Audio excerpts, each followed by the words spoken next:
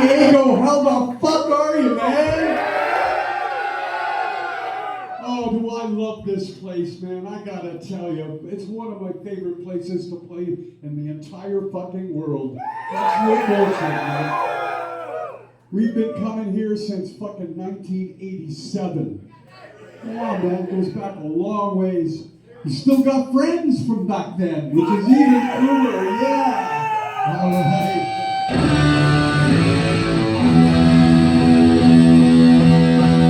All right, looks like we got some old Anvil fans here tonight, am I right? Yes.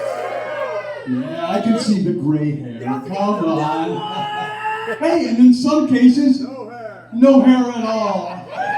Hey, I'm in no position to be making fun of that because I've got a hole in my own haircut.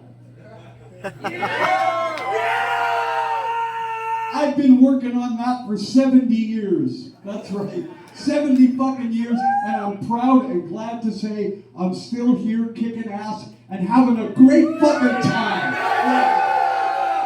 That's right. All right, let's start into our first album stuff. After all, this is Pounding the Past.